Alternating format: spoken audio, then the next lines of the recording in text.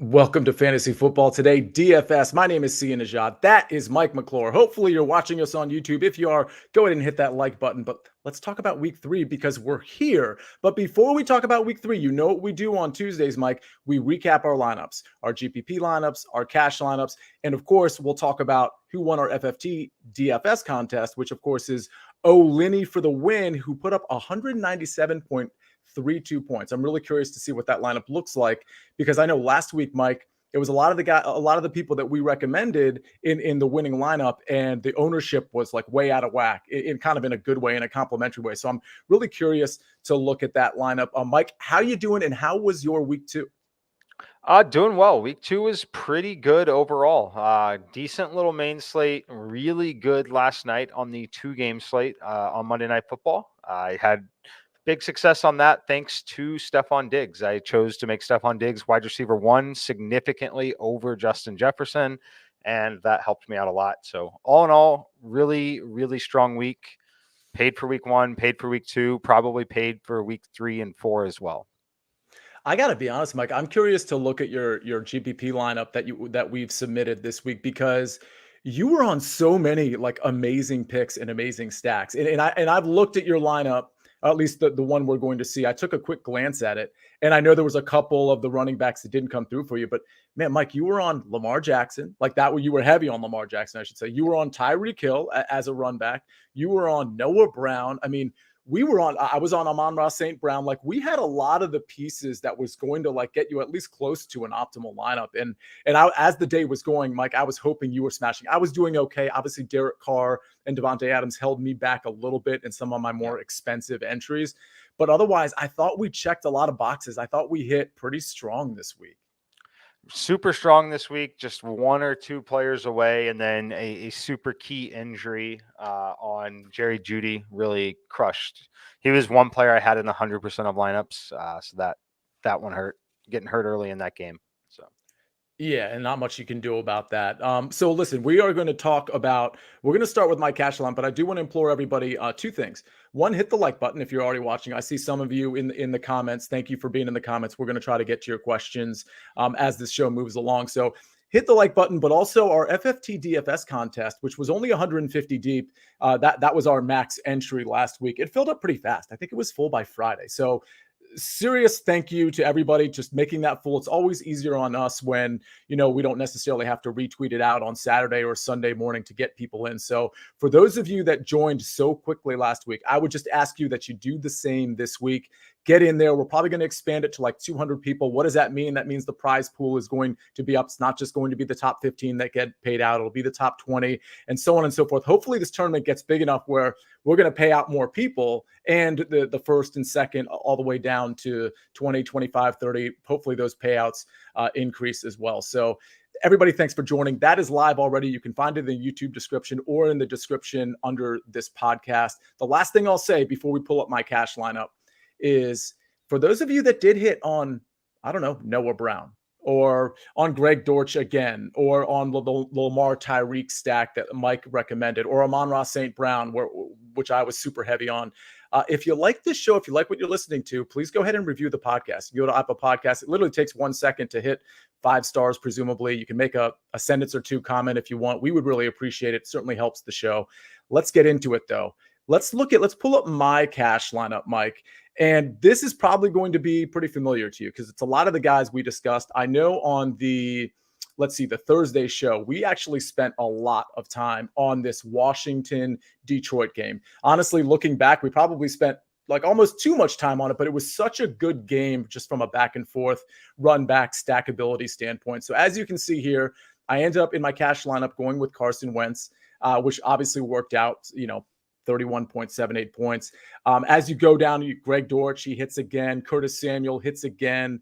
Amon-Ra St. Brown with 42 points. That's what, take Wentz and Amon-Ra St. Brown, and you're probably hitting your cash lineups. The underwhelming players, of course, Christian McCaffrey didn't really get there. Saquon Barkley was pretty much absent for most of the game. And of course, Devontae Adams.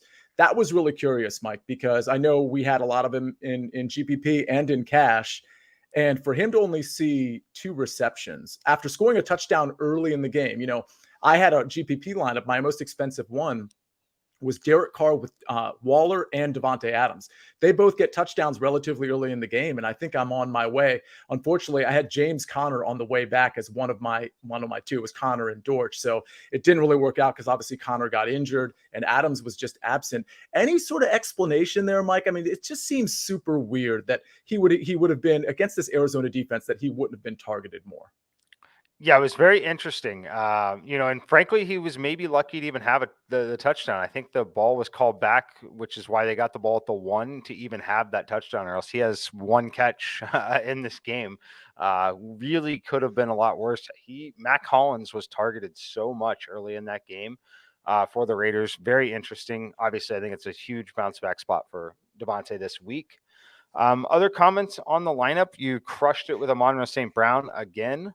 Curtis Samuel on the bring back. Go ahead, Mike. I want to interrupt you because there's one thing I really should point out, and please, I want you to carry on this. But I made a big mistake here, right, Mike? Can you point out the mistake I made here? You might have to, in the flex position. Oh, okay, yeah. So in the flex position, this is one we talk about a lot every year. Amon-Ra St. Brown should never be in the flex position, as a game that started at 1:00 Eastern time when two wide receivers, Davante Adams and Greg Dortch, were in the late slate. Who should have been in the flex spot? You could say either one of them, but the correct answer would be Davante Adams, as he is the most expensive player and in the late slate. That's who should have been your flex. So should have given you the most opportunity for late swaps, should anything be needed to change. Exactly. So if I have Devontae Adams in my flex position and my lineup's not doing so well, or there's situations where it's doing really well and you still might want to make some sort of late swap depending on the circumstances. Obviously, Devontae Adams gives me the most flexibility in the flex spot. So I'll tell you, in my haste, I had a lot of this. My schedule on Sunday mornings, Mike, as you know, we do the 12 o'clock show for the early edge. And so in my haste, there were a couple errors here, but I wanted to point that out right off the bat. But I didn't mean to interrupt you there. I just wanted to make sure I pointed that out. Tell me more about this lineup from a cash standpoint. Oh, look, I think it's a well-constructed lineup. I think one thing a lot of people would maybe question is, Bengals defense 80% owned, right? You had to play them. It was a true must-play situation, in my opinion. Knowing that if at 80%, which we knew they were going to be at least 70% in cash games, you got to play them, because at 4 points, it does not kill you. They could have -2 points and it wouldn't have hurt you in this contest, really. But in the scenario that they smash and score 20, you are absolutely dead without them. Absolutely dead without them. So you had to play them. Like that you did. It was a correct call. Excellent. All right. Well, I don't think we need to belabor this one too much. Obviously, it gets there without Devontae Adams, Saquon Barkley, and Christian McCaffrey. Really, whatever you want to say, hitting what you'd think they'd hit. And so, what does that mean? It means in cash games, this is the appeal of cash games. You can have a bunch of guys that you're leaning on that just don't hit, but as long as you get one or two guys that really smash, like I did with, let's say, Amon-Ra St. Brown and Carson Wentz, you're probably in pretty good shape to be in that top 50%. Again, double ups, contest selection. It is really, really important that you include that in your repertoire, especially if you're, not, some people have different bankrolls. Okay. My bankroll is much like the listeners' bankrolls. There's some people that have like these huge bankrolls, and maybe they don't think they need to maintain their bankroll with cash games. But I can tell you 98% of the people playing DFS should be playing double ups. I cannot stress that enough. And you should be playing contests that are also single entry or 3 entry max, or maybe some of the small contests that only have like 11 people or 50 people, maybe 100 in them. Really important. Mike, let's get to your cash lineup. It scored 140.82. Some familiar faces that you talked about on Thursday, Lamar Jackson to Mark Andrews. I'm sure you were on them in GPPs as well, but that certainly helped you out in the cash lineup. Yeah, definitely. So, look, like most weeks, I keep a really narrow player pool. I played 3 of my 5 total lineups in cash also. This just happened to be lineup number 1 that came out from projection. So that's why I'm showing this one here in the spot. Wasn't the best performing, but it was okay. I liked the lineup a lot. Saquon Barkley obviously hurt me. Jerry Jeudy's injury really, really, really impacted this lineup. Between that and Devontae Adams going, a lineup here with 11 points from those two, not exactly what we were looking for. Overall, it hit the Lamar to Mark Andrews exactly like I told you we were going to do.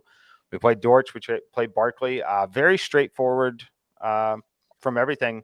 The only thing we didn't really spend a ton of time talking about was Richie James Jr. We mentioned it on the Tuesday show last week based on injury news. Wando Robinson was ruled out. That is why James became someone who became in my player pool.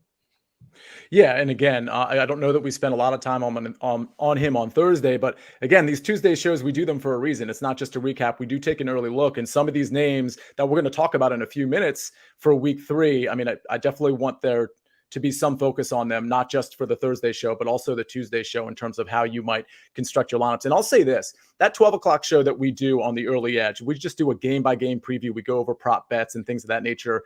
Actually, on that show mentioned Ashton Dulin because he was 3,200, and it was after our Thursday show that we found out, well, not only is Michael Pittman out, but Alec Pierce is out as well. So, a little cross promotion here, all under the CBS Sports umbrella. The early edge is Mike is always on that. I'm on that a little bit, but that game by game we do prop shows as well, of course, but that game by game preview at noon, I'm going to make a concerted effort to include some DFS content just here and there, just pepper it in, especially when there's late breaking news like we got with Michael Pittman. So Doolin would have been a good $3,200 play as well.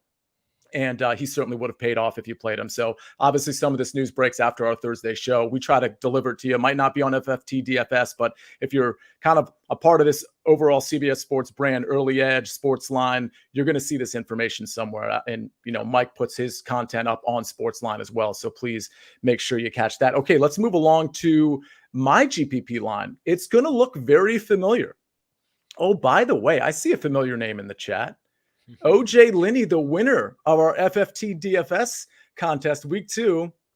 He says, man, I can't believe I won your tournament. Well, OJ, we're coming after you now. So now you are a marked man. So the pressure is on. And let's see if you can run it back. But seriously, congratulations. We're going to look at your lineup, OJ, in just a second. But first, congratulations again. But first, let's go to my GPP lineup. So pretty familiar faces here, but there's a couple leverage points that I think are worth pointing out. A couple of them, one in particular, I'm a little disappointed about that I even played him. But Carson Wentz, we see him. We see Amon-Ra St. Brown. He was practically a lock button for me. Greg Dortch, another guy that I put in most of my lineups. Curtis Samuel, another guy in most of my lineups. All these names were in my cash lineup too. So you might be asking yourself, well, didn't you get different? Like where is the GPP part of this where you got some leverage somewhere? Well, it's with Josh Jacobs, TJ Hawkinson, and Deebo Samuel. So I probably overplayed my hand with respect to Deebo Samuel, but honestly, with Trey Lance going out, the complexion of that game changed quite a bit. I played Deebo to get leverage. I figured he'd get rushing, and I figured he'd get receptions as well. So it didn't really work out for me there. Josh Jacobs was an obvious play for me from a pure leverage standpoint because I knew people were going to be taking different portions of that game, particularly Devontae Adams, of course, maybe Marquise Brown. Obviously, the Derek Carr, Kyler Murray stacks were in play. Zach Ertz was in play, but nobody was really going to play the running game. So Josh Jacobs, James Conner, those guys were in play for me. I do have the run back with Greg Dortch in this lineup. Obviously, I didn't get there with Josh Jacobs. Does it make it the incorrect play for this GPP lineup? No, it still makes it the correct play. It just didn't work out.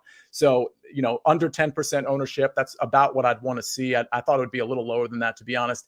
TJ Hawkinson was just a bad play by me. If I could do this one over, I would keep Josh Jacobs in there, and I would drop Hawkinson all the way down to Jawan Johnson, which is a $2,200 savings there. And I'd take Deebo up to Cooper Kupp or Devontae Adams, admittedly, but most likely Cooper Kupp to get really different since I knew Adams was going to be in a lot of stacks. So if I had done that, this lineup would have been really, really great in spite of an underwhelming performance from Christian McCaffrey.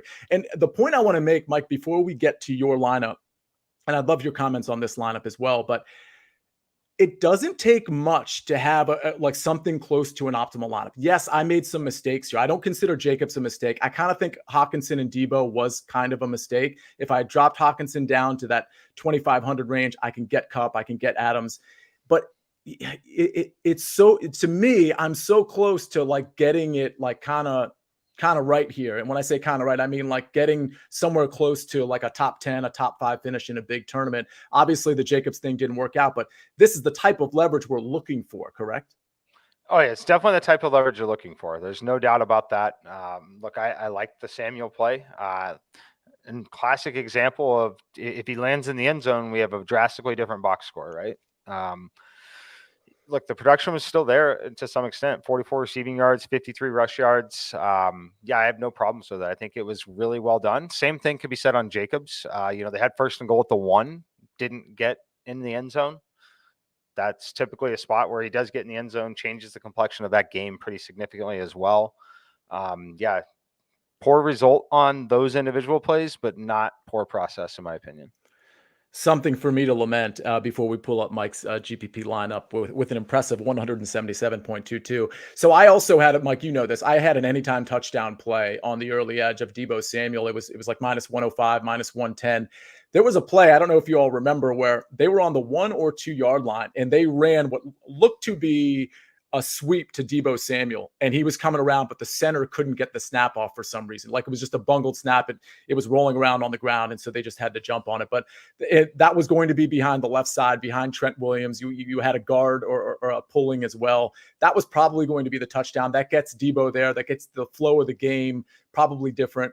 But, those things happen, obviously, just like the Judy injury, bad snaps, injuries, not something you can predict. But I was super happy with that lineup. So, Mike, let's pull up your GPP lineup.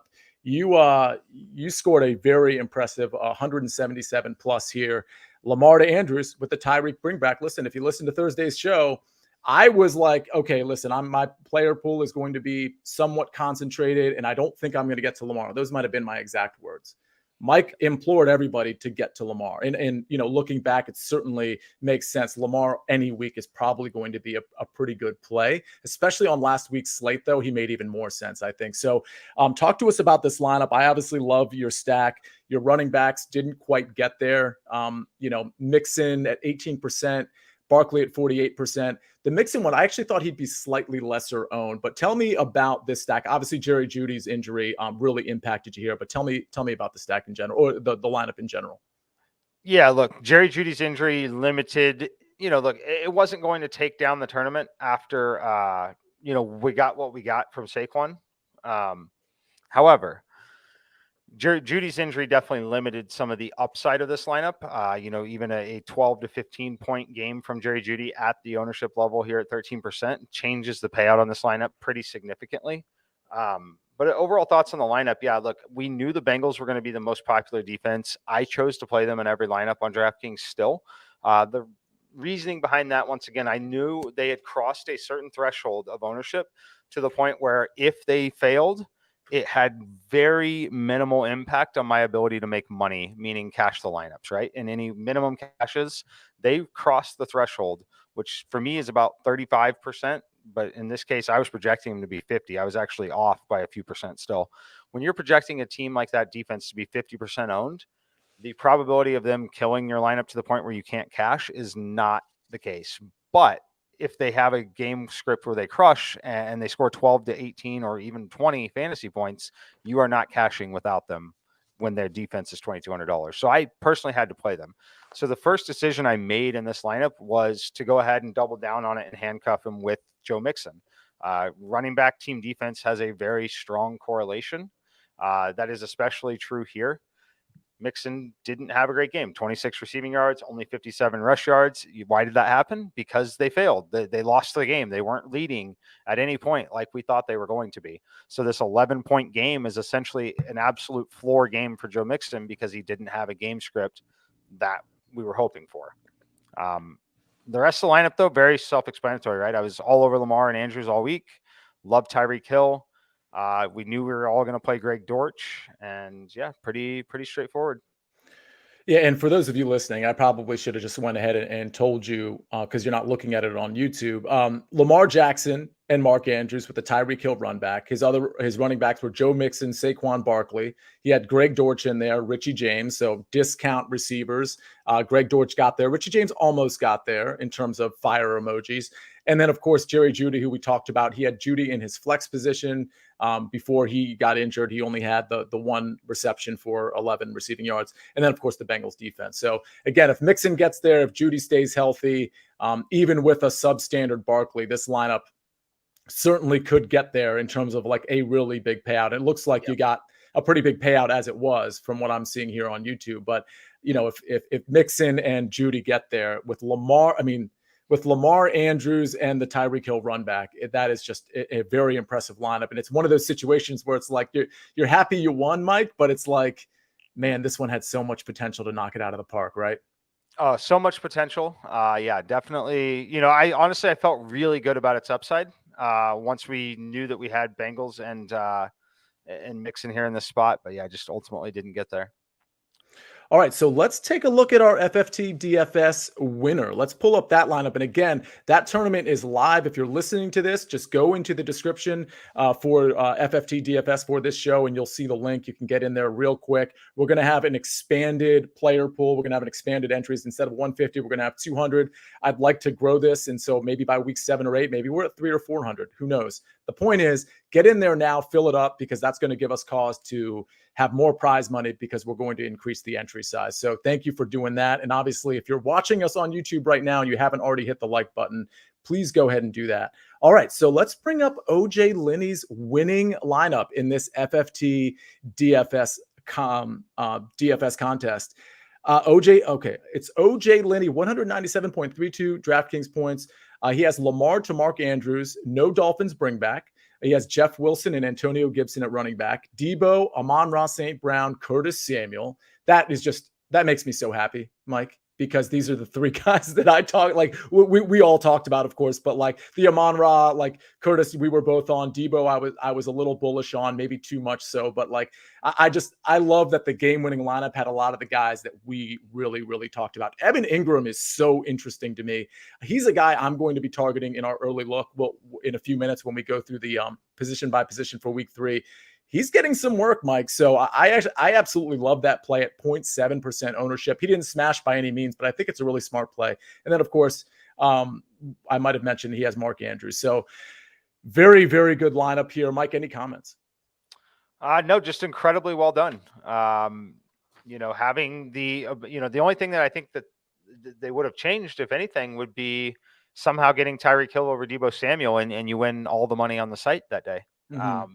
Yeah, that's really the only thing that could have been done differently, but it was absolutely perfect. The correlations were great. If you were on the side of Washington winning the football game, that's the beauty of it, right? You don't always have to be right, and you can still get rewarded significantly from it.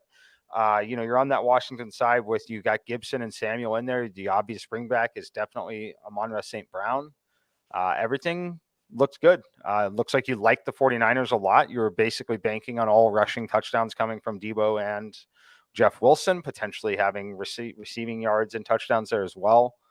I love it. Obviously, I love it. It's got Lamar and Mark Andrews. They absolutely crushed.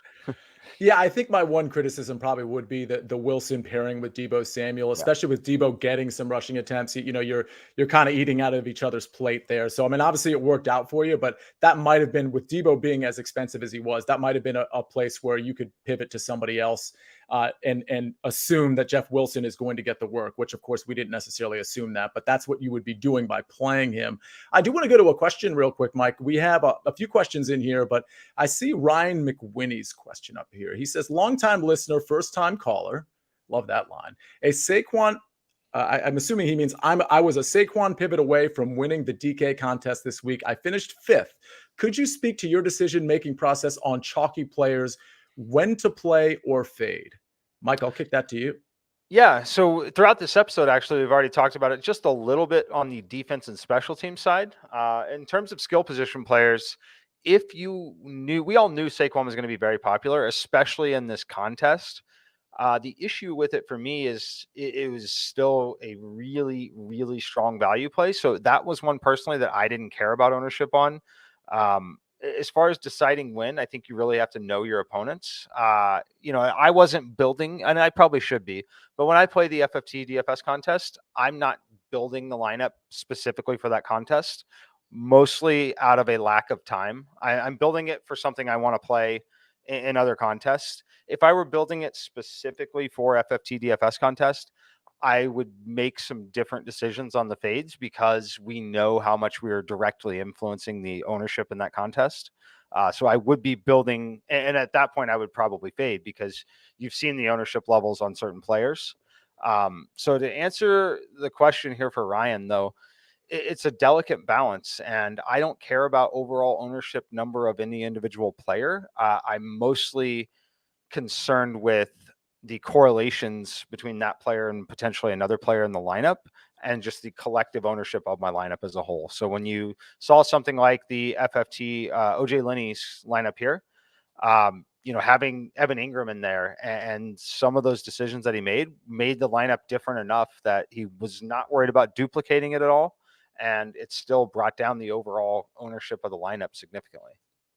Yeah, there's a lot more variation in NFL DFS where you can make your lineup so different, whether it's by roster construction or whether it's by players like Evan Ingram, throwing them in your lineup at 0.7%. So, it's different from PGA DFS where we're really trying to game theory ourselves away from a chalky lineup. In NFL DFS, you can play some chalk. I mean, some chalk you don't want to play maybe because you don't think they're an optimal play, but you can play chalky players. Saquon was in such a good spot. I played him in a lot of lineups. And I mean, by halftime, I was thinking to myself, I don't even understand how CMC and Saquon could have like practically no fantasy points. It was super strange. So let's change gears. Thanks for the question, by the way.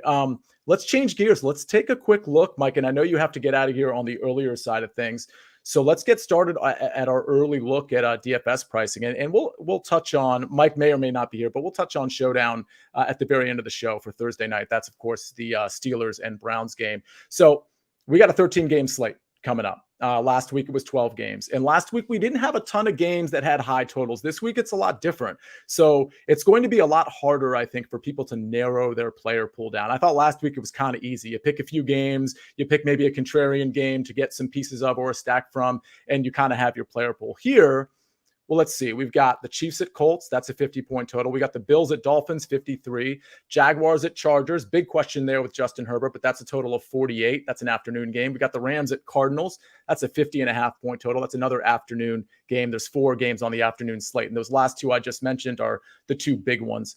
Eagles at Washington, 49-point total there. And the Lions at the Vikings, a 52.5-point total. So, Mike, let me ask you this just from a strategy standpoint.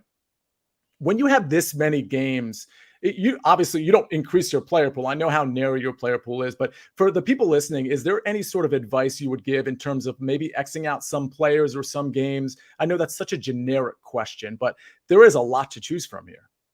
Oh, there is a lot to choose from here. It makes a fantastic week to play tournaments. It's always a great week to play tournaments. There's always upside involved, but yeah, I mean, I keep my player pools still very narrow. I'll make very hard stances.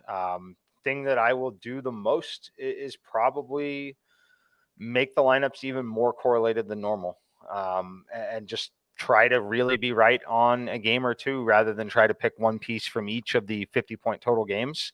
I'm more likely to game stack multiple games, knowing that probably going to hit on one of the 4 games that we choose to game stack up. That's generally how I play, but the problem with me saying generally like that is there are always exceptions to those rules because of the pricing, right? There's obviously always things that change those, but generally speaking, I want to game stack and build more highly correlated lineups this week. All right, sounds good. So obviously, for those of you listening, you already know that we have our game by game preview, roster construction. We talk about ownership. We're going to do all that on Thursday at 5:00. We do that live, by the way, just like this show. But make sure you watch that Thursday show because that's when we're really going to have to maybe cut some players, add some players to our pool, take some values, or at least assess some value plays. So, all right, well, let's bring up the quarterbacks here. We have them here on the screen. I mean, obviously at the top, we got Josh Allen and Lamar Jackson. Let me just start there with Josh Allen, Lamar Jackson. Are either of those two likely in your player pool this week at that high price, knowing that there's a lot of games to choose from here? Yes. It's not going to be Lamar as much as I loved his performance last week, and obviously played him everywhere. It's going to be Josh Allen. I like Josh Allen. I like this environment. I think this game's going to actually be quite competitive. We know that it's got shootout potential. A lot of big playmakers on both sides. The Bills' defense is great, but containing Waddle and Tyreek Hill and Gesicki, if Tua's even remotely accurate, it's going to be a good situation for that offense still. So I think we have a massive shootout. These are the kind of games that Josh Allen looks to run the football more in as well, especially when he's got a somewhat mobile quarterback on the other side, if he wants to be. Give me Josh Allen this week. Early question here, but is this one of your top 3 games, in your opinion, on a Tuesday that you are going to probably have plenty of stacks? I'm going to try to.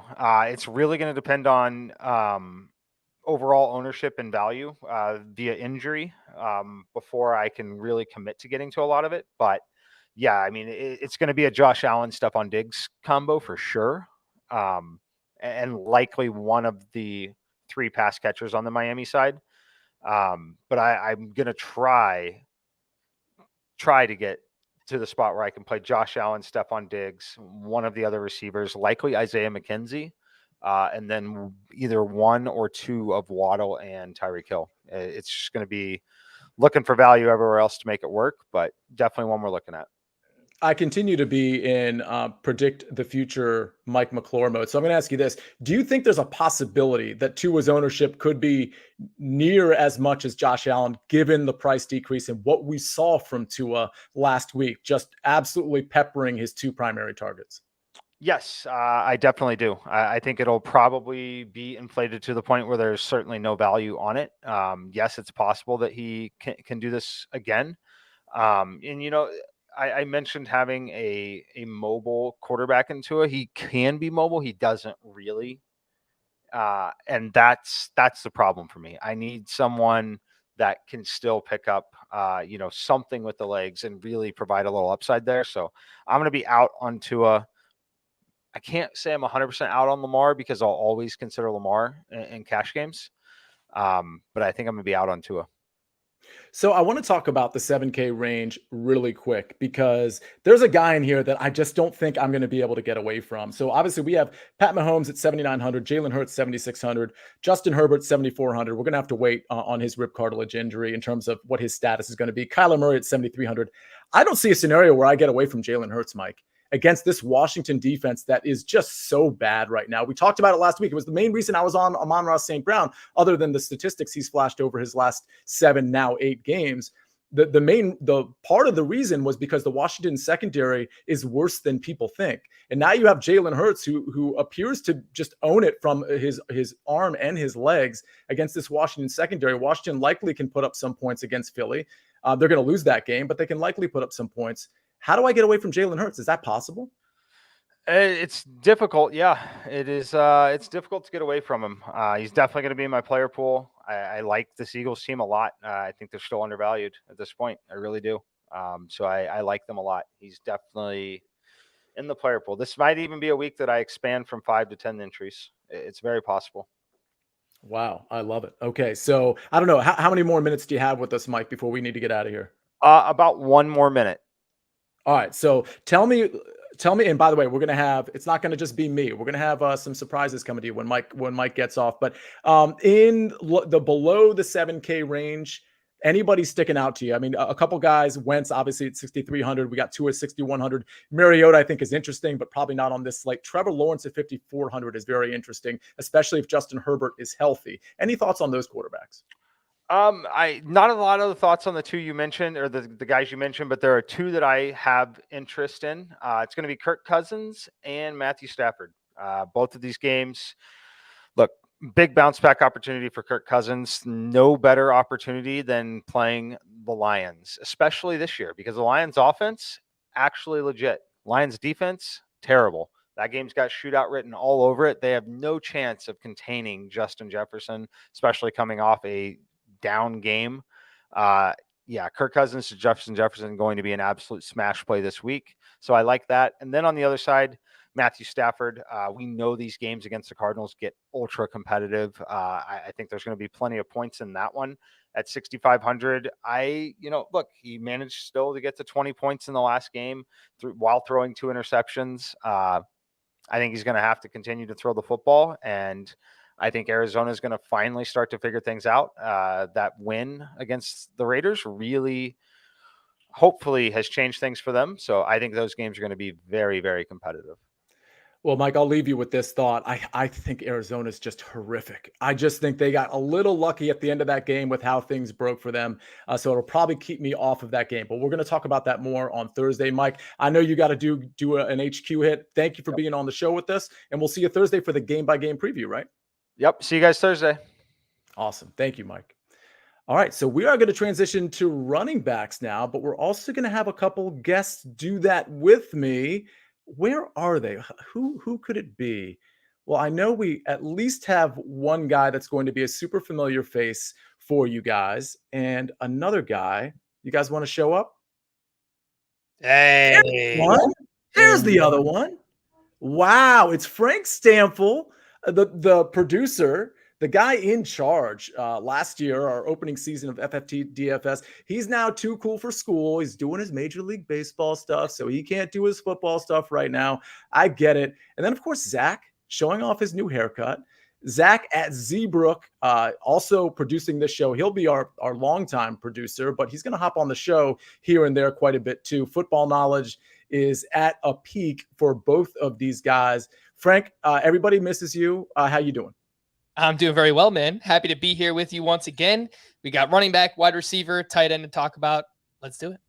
And Zach, one of the main reasons I wanted you on today specifically, correct me if I'm wrong, but you're a Commanders fan, right? Unfortunately, I am. Yeah. Unfortunately. Sometimes it goes well. Most times it doesn't. So for those of you watching on YouTube, if you've ever watched me on YouTube, you see the Santana Moss picture flashing the Sean Taylor 21 behind me. That is a picture I prize quite a bit. And any Washington fan prizes Sean Taylor quite a bit. If you go to Washington games to this day, you'll see more 21 jerseys than any other jersey in the stadium. That's a simple fact. It's always been that way, even before he unfortunately passed in 2007. So, Zach, we had to bring on the show because we need two Commanders fans and a Jets fan? Oh, this is the worst show ever. Yeah, it really is. Oh, my gosh. All right, so let's go ahead and and by the way, nice win, Frank. That was actually pretty impressive. Oh, gosh, yeah. I'm texting my buddies as in, 2 minutes left in the game. Oh, well, the Jets stink again. Here's another loss. Shut off the game. And I'm like, wait, what's going on here? Something's happening with this Jets game. I can't explain it. I'm happy they won, but I don't know. We'll see if they can build off of it. So let's bring up the running backs. But there were a couple questions that I don't want to scroll up, but I think I remember the questions. I think Gianni Video had a question and Keith Tapp had a question. The Gianni Video was a trade question. I would not do that trade. I think it was a Mike Evans trade for Patterson and Kyle Pitts. I would probably hang on to Mike Evans. I mean, the Kyle Pitts bros, since he came into the league, it's just not a good scene there. Fortunately, not a name that comes out of my mouth too much. I make plenty of mistakes. Kyle Pitts has not been one of them over the last year and a half. So I'm happy to say that. And then, of course, Keith Tapp, pick 2 this week. Allen Robinson, Rashad Bateman, Garrett Wilson Jr., PPR. I think Garrett Wilson is great, but I would go with Allen Robinson and Rashad Bateman on that one. Let's see. Okay, we might get to some more questions. If you have DFS questions, or if you have DFS, I don't know, stacks that you really like that you think might be unpopular or value plays, go ahead and put them in the chat, and we'll assess them both today and Thursday. But Frank, at the top of the running back list, oh boy, we've got Jonathan Taylor coming off a pretty substandard game at 9,000, and we have CMC at 8,800, also coming off a substandard game. Zach, I'm going to kick this to you. If I had to, the FFT guys always do the worryometer or the drop-o-meter and all that stuff. My worry on Christian McCaffrey, at least relative to what I think his ceiling should be game to game, it's pretty high. And it's high because of the coaching and Baker Mayfield. I just, Jonathan Taylor doesn't worry me too much, although I am a little worried about him. But are you more worried about Christian McCaffrey? I was worried about Christian McCaffrey even before the season started, when a lot of people in season long had him going second in most drafts. And this is a guy who's missed a boatload of games of the past 2 years, and the offense is kind of up in the air. The coach Matt Rule could be this any coming week could be his last week coaching this game, and they got a new quarterback, and they really haven't figured it out putting it together. I know Baker's got a little bit of a rapport with Robbie Anderson, but McCaffrey, I'm hoping he gets rolling because we haven't seen prime McCaffrey in a long time. Yeah. Frank, any thoughts on McCaffrey? Are you thinking this is just a blip on the radar? And by the way, his stats aren't terrible. I mean, they're okay, but it's just, quarter to quarter, you're like, this isn't going to be a great scene for any of these guys. I mean, DJ Moore, like the DJ Moore truthers thought maybe this would be the year That ain't happening. I'm telling you, it's not happening. Now, that doesn't mean he's not going to have a spike game here and there, but Baker Mayfield just doesn't look like the guy. What are your thoughts just on Carolina in general? Yeah, I'll start with the DJ Moore take because I'm just going to raise my hand here. I am one of those DJ Moore truthers who is drafting him everywhere in season-long leagues. As for Christian McCaffrey, you look at the usage last week, still played 91% of the snaps. He has 18% target share so far for the Panthers this season. They're just playing at such a slow pace here. I think they've run 50 and 49 offensive plays, like something ridiculous like that through their first 2 weeks. And it's just hard for anyone to get there from a fantasy, from a DFS perspective, when you're running that few plays. I do think at some point when, Matt Rule's job is on the line, which seems like it is right now, they're going to have to realize you have to get the ball in the hands of your best players. And that's going to be Christian McCaffrey and DJ Moore. Could it be as soon as this week? I'm probably not playing Christian McCaffrey in cash, but I think he's always in play for GPP because the upside still, I think, remains there. It's just not happening as of now. So I think he probably will get him at lower ownership as a result of that. So I'll say this about the running backs this week. If we want to focus on maybe the top 4, 8K and above, and of course that's JT, CMC, Derrick Henry, and Austin Eckler. I think on this slate, people are really going to want to pay up for the receivers. I think the secret is out, right? I mean, we always have been preaching, put a receiver in your flex spot. That's old hat, right? Like we all know that, but I think a lot of people just had trouble doing it. And a lot of people had trouble paying up for a receiver when, wow, look, it's Jonathan Taylor and Christian McCaffrey. They're going to run the ball. They're going to get touchdowns. But this is a receiver league now. And in your redraft leagues, you're probably realizing that real quick when guys like Stephon Diggs and Cooper Kupp and most of the time Justin Jefferson are outpacing, the top 3 picks in the league. So with that in mind, I don't know how popular any of these guys are. Zach, I'll kick it to you. From a DFS standpoint, Eckler is confusing to me because I don't know the Justin Herbert situation. I'm not really optimistic about it in terms of him being anywhere near 100%. And even with an injection, I think that's a really tough injury to come back from just 10 days later. Maybe 3 weeks is 3 or 4 weeks is the appropriate amount of time. Any of these guys flashing to you? Eckler does jump out because I assume Herbert's going to play, and if he's struggling to kind of throw the deep ball, there's going to be a lot of dump offs, dump offs more than we've seen. And I think Eckler, I don't think he's had the start that he wanted, and there's been more of a kind of a committee approach. And Eckler, you're spending prime money on this guy in DFS, and he's a big fantasy guy. He wants those numbers. He wants to be one of the top backs in the NFL. I'm expecting a bounce back from him soon, and especially if Herbert's still hurting a little bit and still playing, I think that could be a prime matchup for him. Fair enough. And Frank, I wanted to ask you about the 7K range as we look at, from the bottom up, from 7K up. Got Alvin Kamara, DeAndre Swift, Aaron Jones, Joe Mixon, Dalvin Cook. A couple of these guys really jump out at me. Namely Dalvin Cook and DeAndre Swift, who we thought was nursing an ankle injury, but the way he ran on Washington, it looked like he was perfectly fine. I mean, there was one play where DeAndre Swift literally fell down after catching the ball in the middle of the field, mind you, on a pretty big play. And he just kind of casually got up and sort of strolled into the end zone. That's more a commentary on Washington's defense as they play Philly coming up this week. But are those the two guys that jump out to you as well?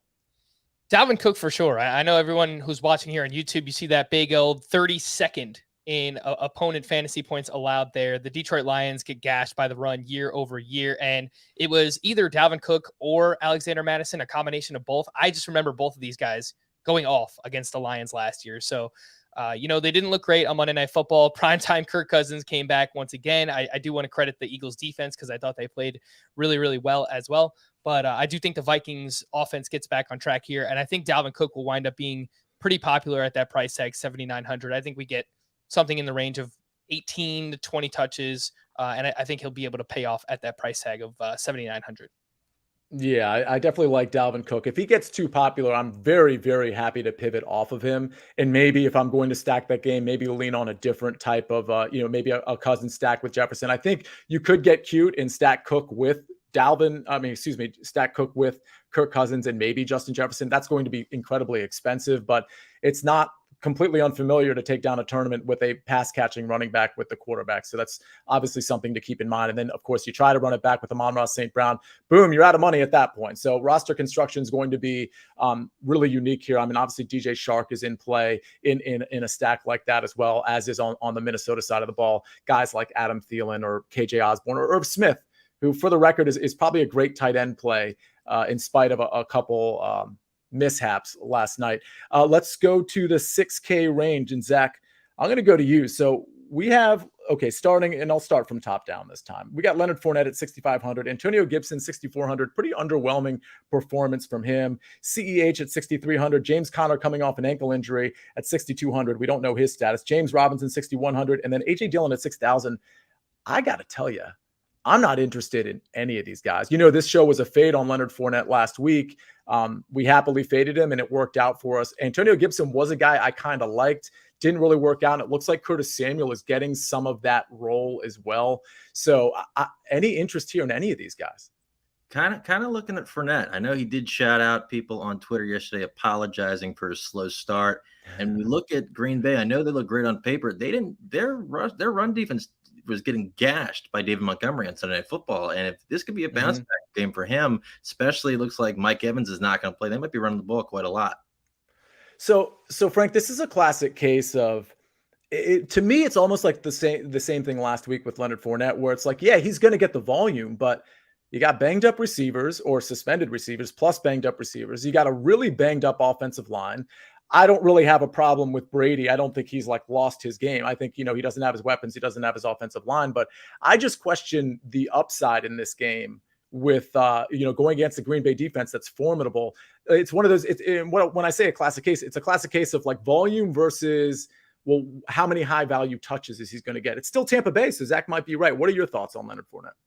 Yeah, I think Fournette's going to wind up being pretty popular. I'm looking at some optimizers here, and he's popping up as the top point per dollar play as of now at running back. He had 26 touches last week, so I just think the volume is going to be tremendous. A lot of those could be targets and receptions with Mike Evans being suspended the one game here.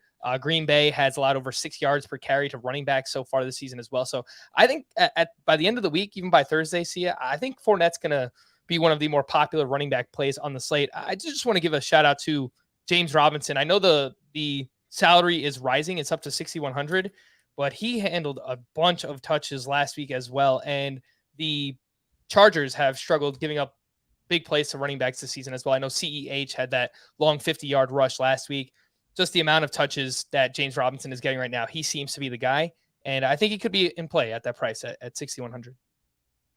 Yeah, certainly a great story. I question what the volume is going to be week to week between Etienne and James Robinson. I do think it could be somewhat game script dependent, but yeah, I'm impressed with James Robinson. I don't think I'm going to get there with him. And I'll tell you guys right now, I faded Fournette completely last week. I'm not saying it's a bad pick, but if he's showing up, and I haven't looked at optimizers, if he's showing up number one already, or at least in that top tier, that's going to be a fade for me. Because what does that mean, Frank? Of course, it means he's going to be really popular, like you suggested. So just not something I want to be a part of in that offense right now. Now, you give me Godwin, you give me Evans, you give me maybe one or two pieces back on the offensive line.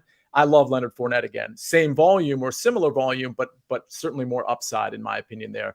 The 5K range, there wasn't a lot of guys, and we can go through this pretty quickly, but there wasn't a lot of guys I was super impressed with. We told you last week, Thursday specifically, Darrell Henderson, be careful because the script might flip. We're not going to see 80-20 necessarily. I even broke it down. I said, this thing could be 50-50 for all we know. And it turns out it was worse than that Cam Akers actually had more touches than Darrell Henderson. So he's not really on my radar unless we hear some weird news on that. There's really nobody that's flashing to me too much. Obviously, Cam Akers is on here. Josh Jacobs is interesting, but it's at Tennessee. Travis Etienne, we kind of already talked about him. Anybody, Frank, I'll go to you. Anybody jumping out to here in this 5K range? I've been impressed with what I've seen from Miles Sanders. I know on a week-to-week basis, it's frustrating because they like to get Kenneth Gainwell and Boston Scott involved, but 20 touches for Miles Sanders on Monday Night Football. He's looked good so far. The Commanders' defense, sorry, guys, it has not looked great. So I do think he could take advantage at 5,500. And just we have to pay attention to James Conner, see if he's good to go this week. But if he's out, I think Darrell Williams, 5,100. He saw more of the high-value touches. He was playing on third down this past week as well. I think he would be more of the play for the Cardinals there, probably in the 15-touch range. So 5,100, I think he would be in play if Conner's out. Yeah, and real quick, Zach, I'm going to ask you if you like any guys in the 5K range, but I do want to point out that Sanders play is really smart, especially if you're not stacking this game. You're stacking another game that you love because there's so many that you can stack. Maybe you want to get a piece of this game. It's probably the Miles Sanders piece that you want because in general, people are going to be playing a value Devontae Smith. They're going to stack maybe AJ Brown with Jalen Hurts, or maybe play Jalen Hurts naked. There's so many things you can do. But in those stacks, in those game stacks, you're probably not getting a piece of Miles Sanders. So I think that's a really good way to get a piece of the game, and just hope that somehow Miles Sanders gets, some high value touches, some green zone, red zone touches, and falls in the end zone a couple times. And listen, if he's getting 20 touches a game, that's all you could ask for from this running back in this game script, because Philly's going to be playing from the lead. Any 5K guys that you like? And then Frank, I'm going to ask you about any 4K guys you like. Only one is on my radar. Breece Hall does jump out to me a little bit. I feel like we haven't really been talking about him. He hasn't been that involved through 2 weeks. And I feel like one of these weeks he's going to go crazy. And I remember last year against Cincinnati, that was the Mike White game. So they might have their number again this year. And Breece Hall, it wouldn't shock me to see him just kind of take over one of these weeks. And it could be week 3. Yeah, it's interesting because he didn't get a lot of opportunities. I think he had 7 carries, 1 or 2 catches last week. But you're right. When it comes to guys like Travis Etienne and Breece Hall, if you guess on the right week, and all of a sudden, the touches flips, you're in really good shape. I don't think I'm going to take that chance, but I think in a big tournament, like a dart throw type tournament, I think Breece Hall certainly makes sense at home against Cincinnati. So in the 4K range, guys, before we get to receiver, the one guy that was sort of on my radar in probably a high scoring game was Raheem Mostert. To me, that's another guy that if you're not stacking that game, maybe that's the piece you take and hope we know he's got speed. We know that the Bills are going to be protecting against Tyreek Hill and Jalen Waddle more than anything else. And we know that Mostert started to get some real touches. Last game, 11 rushing attempts for 51 yards. He caught 3 of 3 targets for 28 yards. So the Chase Edmonds thing, I think Mostert might be the guy in the next few weeks as long as he stays healthy. Any thoughts on him? Frank, I'll go to you. Yeah, that's exactly the name that I was looking at as well. I think it's going to wind up being a good GPP play in a high-scoring game, as you mentioned. They kind of flipped the script last week. It was Edmonds in week 1. It was Mostert in week 2. I didn't really see a reason for that, so maybe they're just doing a hot hand approach right now. But out-touched Edmonds 14-6, did Raheem Mostert. I think he's in play at that price tag. Absolutely. Any other guys in the 4K range, Zach, or any comments on Raheem Mostert before we pull up receivers? On Mostert, I mean, you saw he started to get a little bit of volume on Sunday against the Ravens, and he does have that familiarity with Mike McDaniel. And it wouldn't shock. The thing is, you've never really questioned his talent. You've questioned whether he can stay on the field. And if he can, I think he could be a real kind of big sleeper down the road this season. And especially going up against Buffalo, they're going to have their hands full with those receivers. And even if maybe they game plan for Edmonds, Mostert's the kind of guy that can just go crazy. He's one. I think a couple of years ago, he had like the fastest touchdown in the league. He's got speed, and he could take it to the house. And that I think is one of the more higher upside guys at this price range. Absolutely. All right, let's pull up receivers here. The 2 at the top, as you might expect, fade Cooper Kupp at your own risk. 9,900 last week. It seemed like a slow game for him. Well, 11 catches, 14 targets, 108 yards, and 2 touchdowns. I mean, it's just one of those things. Cooper Kupp always manages, whether it's in the first quarter, the third quarter, the fourth quarter, to find his way in the end zone. Sometimes not just once, but twice. We got Justin Jefferson at 9,300 in an obvious bounce back spot. So obvious, I think he's going to be even more popular than he would be if he had a good game last week. I think we were always looking for bounce back spots, and I definitely think at 9,300, Jefferson certainly makes sense if you can fit him into your lineup. He was pretty pedestrian. He caught 6 balls, 12 targets, 48 yards, 0 touchdowns last night against the Philadelphia Eagles. And then we go down, and a couple guys that caught my eye were Devontae Adams, Jamar Chase. I don't think I'm going to be on either of those guys. If I had to make an argument between the 2, it would be Jamar Chase in what could be a high-scoring game at the New York Jets. Any of those top 4 guys, and I'll wait to go to Diggs and Tyreek Hill. Any of those top 4 guys appealing to you, Zach? Adams definitely jumps out because he's a very underwhelming performance against the Cardinals. I think he had the early touchdown, and then he was like a non-factor during the game, and they're going to be wanting to get him involved early. And going up against Tennessee didn't do too great last night against Stephon Diggs, and Devontae Adams is as equal or if not better of a receiver than Stephon Diggs, and I think they're going to be looking to get to him early and often. Absolutely. And so as we go to the 7K range, we got a couple guys that are I mean, this whole range is really interesting to me. My guy, Amon-Ra St. Brown, he's really getting priced up now at 7,200. But we got Stephon Diggs, we got Tyreek Hill. They're playing each other. Man, it's really going to be hard to fit in a lot of the guys that you want. You're going to have to find value. But Stephon Diggs and Tyreek Hill, are you looking, Frank, to maybe game stack this game with either Tua to Tyreek Hill with Diggs on the run back, or obviously Josh Allen to Stephon Diggs with Tyreek Hill on the run back? Obviously, there's going to be other receivers that could get involved. I mean, Waddle's stat line was pretty similar to Tyreek Hill's ultimately in terms of targets and receptions and even touchdowns. So we do have discounts here and there. If Gabriel Davis is back, certainly you could sub him in for Stephon Diggs. But between these two guys, who are you more likely to play? Probably more likely to play Stephon Diggs with the Josh Allen stack and bring it back with a Tyreek Hill or a Jalen Waddle. Of course, we have to wait to see what's going on with Gabriel Davis this week. We know that he didn't play on Monday Night Football, and as a result, Stephon Diggs just went absolutely bonkers, 3 touchdowns in that game. And just a trend early on in the season, see where wide receiver scoring is way up across the board, just comparatively to running back. So especially in the full PPR format on DraftKings, I think you do want to, if you're paying up for someone, I think it's wide receivers the way that the early season has trended so far. So it's Diggs for me, but I think we do have to wait for more information. Yeah, real quick, Tyreek Hill, 11 catches on 13 targets, 190 yards and 2 touchdowns. Oh, and by the way, the second receiver on that team, like literally the wide receiver too, his name's Jalen Waddle. He's 6,800 this week, 11 catches on 19 targets for 171 yards and 2 touchdowns.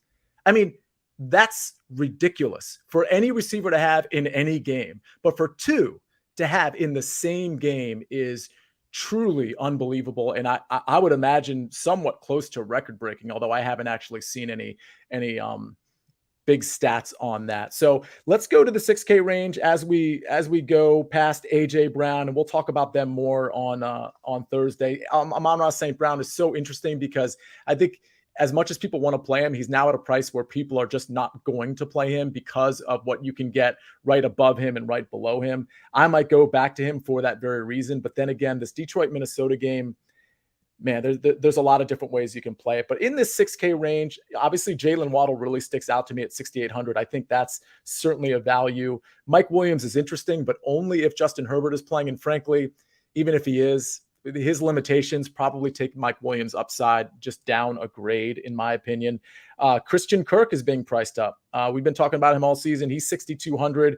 That's still a reasonable price at the Chargers. Again, I'm not stacking that game unless I hear a good report when it comes to Justin Herbert. And then T. Higgins. I love T. Higgins. We had, Frank, you remember, we had your boy D-Bro on for our offseason series. And you remember my quote, right?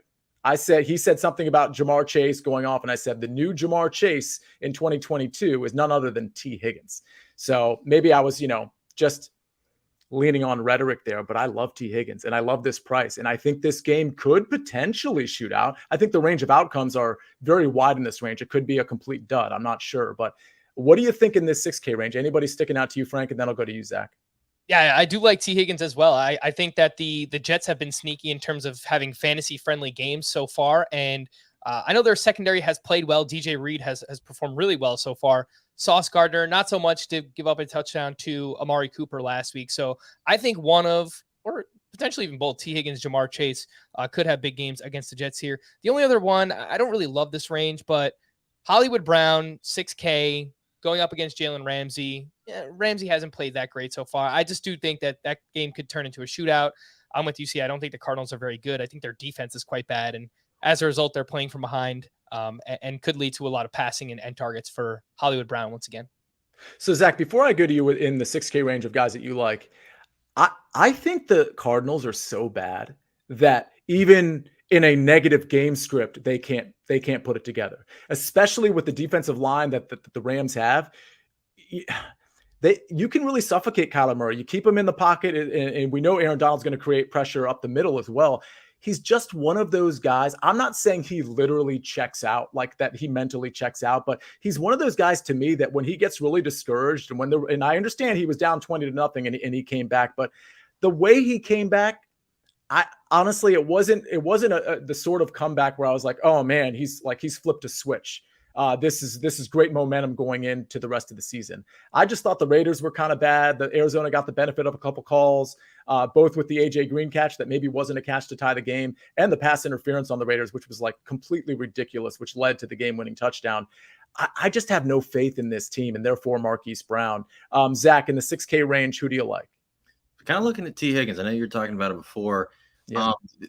Since his issue this year really hasn't been the offense, it's been the offensive line. And the Jets, correct me if I'm wrong, haven't really been getting to the quarterback all that often. And that's been Joe Burrow's. That's been the story of his first 2 weeks.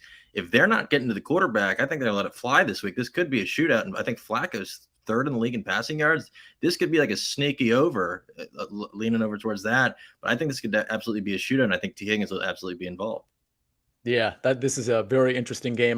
If I'm playing this game, it's probably, and we'll talk about this more on Thursday, it's probably like a skinny stack. I'm not game stacking it with the quarterback. I might choose T. Higgins on one side and then maybe a discount receiver. I don't know that I'll chase Garrett Wilson's points. He's 5,400 this week, which is actually a good transition to this 5K range. Garrett Wilson, I did love the production, but there is still Corey Davis there and Elijah Moore and a pass catching Michael Carter. So I'm not sure I want to chase those points. Devontae Smith, though, at 5,200 in a game I absolutely love, again, featuring the Washington football team. I'm not going to call them the Commanders. It's the Washington football team for now. Curtis Samuel, speaking of that team at 5,100, talk about a good value skinny stack back and forth. Devontae Smith on one side, Curtis Samuel on the other. Obviously, we already talked about Miles Sanders' value at 5,500. Any of these 5K guys, Zach, I'll go to you. I mean, obviously just mentioned Devontae Smith and Curtis Samuel, who I like quite a bit. Anybody else jumping out to you, or do you like any of those guys? I do like Curtis Samuel. I've been pleasantly surprised at how well he's played these first 2 weeks. And obviously going up against Philly, you've got a great secondary. But Washington's got 3 dominant receivers for it seems like the first time ever. And one of these guys, I think, is gonna go off. And it could be Curtis Samuel because they line him up all over the field. McLaurin's really kind of been shut down a little bit. But Curtis Samuel, I think he got 20 targets through the first 2 games. I think he could be sneaking. I'm surprised he's even this cheap on here. Yeah, I actually agree with that. Frank, 5K range, anybody sticking out to you? I've just got to say, guys, I'm really surprised that 2 Commanders fans like Curtis Samuel this week. It just totally did not catch me off guard or anything like that. Drake London looks like he's kind of taking over as the wide receiver 1 for the Atlanta Falcons. Kyle Pitts continues to let us down. Maybe it's a squeaky wheel type game where they just try and force targets to Kyle Pitts, but Drake London looks like that dude right now, and he's only 5,800.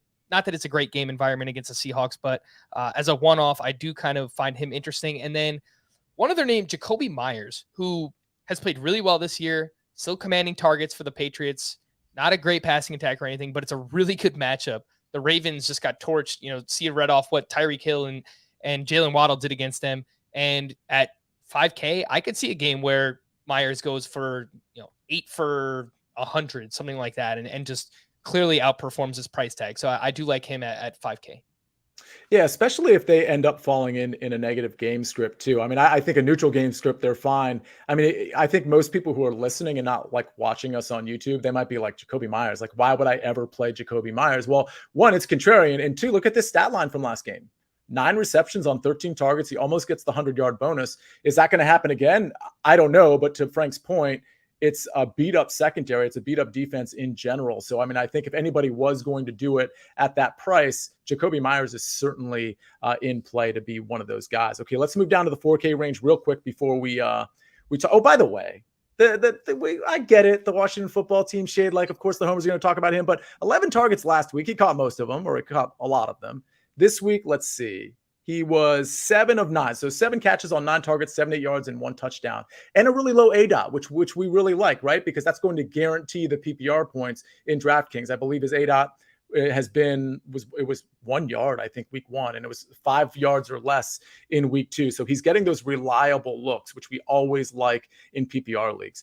Love that one. Okay, 4K range, just a couple guys that jumped out to me. Josh Palmer, who kind of looked lost on the field, to be honest with you, for at least half of the game on Thursday Night Football. At 4,800, I think he's interesting. Chris Olave at 4,500, who had a ton of air yards, and a healthy Jameis Winston is just going to air it out to this guy. So he has major spike potential.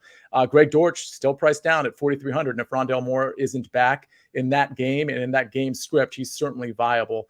Any of those guys jump out to you, Zach? Anybody else in the 4K range that you have your eye on? And I was basically saying something similar with Brees Hall, but Traylon Burks jumps out a little bit. I feel like one of these weeks you're going to see him kind of break. I think he had 4 for 48 in the first half last night, and then the Bills just completely took over. But against Vegas, who's gotten some slow starts early on, I think he could be surprising, and they kind of line him up all over the field as well. I think, especially for a low price point, like what does that say, 4,900? I don't think you really do much better in terms of upside. Yeah, and certainly the Vegas secondary can absolutely get exposed. It's kind of a low floor, high ceiling potential type of play, which is just fine for tournaments. I don't mind that play at all. Frank, in the 4K range, anybody sticking out to you?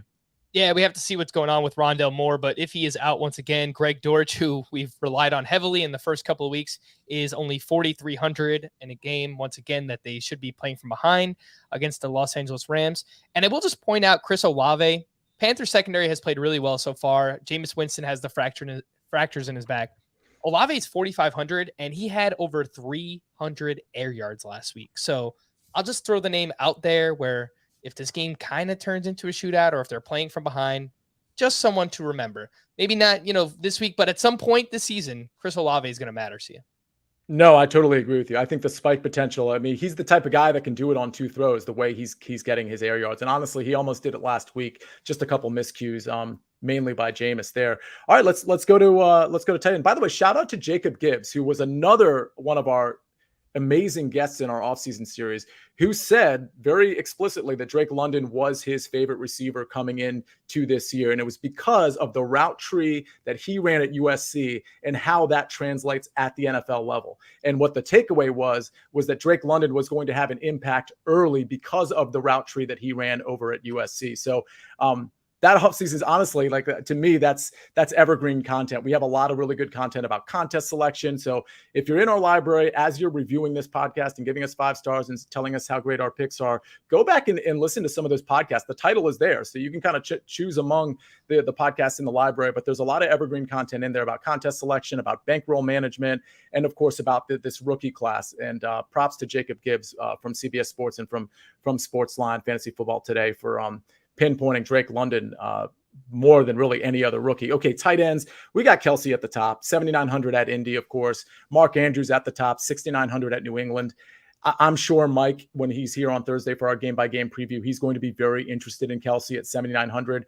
Indy's defense is beat up. Kelsey could absolutely take advantage. I just wonder if I'm going to get there with Travis Kelsey, considering how many of these high-priced receivers I want to play and potentially high-priced quarterbacks I want to play. So I don't know that I'll get there with those two guys, but as we go towards the value, and I won't go through the ranges, I'll just talk about some of the guys that I thought have pretty good value on this slate. And then Frank, I'll kick it to you to see if there's any tight ends you like. And then Zach, to you. Goddard at 4,700, obvious, right? I mean, it's a pretty good price. It's against the Washington defense. He should get a ton of targets. Zach Ertz at 4,600. That's home against the Rams. Zach Ertz, for those of you that weren't really paying attention, he caught 8 of 11 targets for 75 yards. So clearly seems to be healthy. Tyler Higbee. Okay, he's a target monster now, partially because Van Jefferson isn't back yet, I presume. Caught 7 of 9 targets last week. Again, 7 of 9 for Tyler Higbee for 71 yards. He's only 4,500. Evan Ingram, who we know OJ Linney, our DFS contest winner, played last week. 3,700, caught 7 of 8 targets for 46 yards. That's at the Chargers. And then, of course, as we go down, Logan Thomas, Irv Smith, who I absolutely like at 3,100. And then I'll just mention Juwan Johnson's name again because I didn't mention him last week, but I did end up playing him. He's 2,900. Frank, give me maybe 2 or 3 tight ends you like on this slate. Kyle Pitts, I haven't seen tight end pricing until now. 4,800. I know that he has earned that price tag, but I think Kyle Pitts is going to wind up being pretty popular now that he is down below 5K. And then just a few others that you mentioned. Tyler Higbee, absolutely on him. He's seeing more targets than Allen Robinson. Irv Smith looked like he came back to life here on Monday Night Football, getting targets and hopefully using the red zone as well in a game against Detroit, which I think could turn into a shootout as well. And the last one, Juwan Johnson. Yeah, I played him. I played him in all my cash games last week. He's still just 2,900. He's very involved in the offense. He's on the field. He's running routes. So, all different kind of price points. But Juwan Johnson, Irv Smith, Higbee, Kyle Pitts, those are the ones standing out to me. Yeah, and that's the big takeaway with Juwan Johnson and some of these tight ends. Some of them are obviously blocking tight ends, or at least they're blocking 50% of the time. And, some of them blocking more than that. But the point is some of these pass catching tight ends are really running routes almost all the time. And Juwan Johnson, week 1, ran a ton of routes. In week 2, he ran a ton of routes. And so at 2,900, it's not super exciting, and the ceiling might be capped, but I played him at 2,500 last week because he made my rosters work. And at 2,900, you can make the same argument. The problem with playing Juwan Johnson this week, though, of course, is that guys like Irv Smith are just $200 more, which probably makes Irv Smith really, really popular. I don't know that my pivot off of Irv Smith is going to be Juwan Johnson. It'll probably be somebody with similar upside. Maybe Evan Ingram, maybe Everett if Herbert is healthy, or maybe Tyler Higbee at 4,500. That's a pretty big price difference, so you're just going to have to reconcile that. Logan Thomas at 3,500 certainly in play. Zach, 2 or 3 tight ends that are standing out to you on this slate. You know, like Frank, Pitts is jumping off the page here. I feel like this slump is not going to continue. Arthur Smith knows he needs to get him involved in the offense soon. And you see right there, he's got a fantastic matchup against the Seahawks. I think this could be the week for him, because if not, I think a lot of people are going into panic mode. And just in terms of some other guys, Higbee just jumped off the page as well. I think he's got the best matchup against the Cardinals. Cardinals defense they stink. I don't know what's going on. They stink. But I think he could be as well. And Allen Robinson, I don't think, still hasn't really implemented himself as the number 2 option. It's really been Higbee. And I think this could be a big week for him as well. But not many guys really jumping off for me, but those 2 definitely catch my attention. Well, it sounds to me like what you guys are recommending for all the money, for the millie, is Marcus Mariota to Kyle Pitts with a DK Metcalf bring back in the slowest paced game of all time. Man, Seattle, they just don't run plays. They don't want to run plays. They think winning is running the fewest plays possible. I think they're averaging around 50 plays per game, which is like drastically lower than every other team. And that was the same thing last year too. So that always worries me in Seattle games, is the pace of play. But you know, if there was going to be a game for Pitts to flash, I guess it would be this one, because finally, like, the coach, now they're starting to hear, like, they're taking heat, like, how are you not getting Kyle Pitts involved? And usually coaches buckle to that. But I got to be honest, I just don't think they're scheming him open. I think the best DB, or one of the best DBs, is usually covering him. It's usually not the best matchup for him ultimately, because you only have Drake London on the other side. There's not a lot. Olamide Zaccheaus, he's not instilling fear in anybody's hearts or minds. So so Marcus Mariota stack, loud and clear, guys. We got you. Okay, that's going to fit. We're done with the early look. Obviously, Thursday we're going to do the game by game preview. I do want to mention Showdown just for a second. We don't really have time to go through it. We've already gone pretty long on this show, but we have the Steelers at the Browns, and we have Cleveland favored by 5 points, a 38.5 point total. What does that mean? That means there's not going to be a lot of scoring. I should tell you that we're live at 5 o'clock on Thursday. Every Thursday we're live at 5 o'clock. That means we're live 3 hours before the game. I will make a promise to you that I will make sure to ask the Showdown specialist, Mike McClure, at the front end of that show, most likely, who he likes in the captain spot, maybe some flex spots that he deems interesting. Obviously, Chubb is going to be the guy everybody's going to want to jam in. He's averaging over 125 total yards per game. And it's only 2 games, but I don't see that going down drastically against the Steelers with Chubb being at home. He's 12K, Najee Harris 9,800, Amari Cooper 9,400. It goes down the list. There's some dart throws maybe in play, maybe a George Pickens, maybe Njoku. The Steelers team, pretty hard watch. I think the defenses are going to be in play in Showdown. I think the kickers are going to be in play. Certainly the running backs on both sides of the ball are going to be in play as well. So we'll talk about that just for a few minutes on Thursday before we get into our game by game breakdown. But Frank and Zach, first of all, thank you for joining us. Frank, are you coming back? Does this mean you're back? Nah, come on, man. You and Mike got it handled here. And of course, Zach is taking good care of you guys. So yeah, I'm here if you need me to pop in every now and then. But yeah, happy to do it. See ya. It was fun. Week 3, we're almost here. Zach, your content is so good. You don't mind producing the show and hopping in on the show every once in a while, right? No, not at all. Appreciate it. Appreciate you having me. Awesome. Okay, everybody. Thank you for watching. Thank you for listening. Make sure you get in our contest. If you hear these words right now, the next thing you should be doing, get into our FFT DFS contest. We've already expanded it because demand has been so high. I want to expand it again next week. I want to expand it again the week after that, and the week after that, and the week after that. Let's have a great week 3. We're going to see you Thursday live at 5 o'clock. This has been Fantasy Football Today, DFS.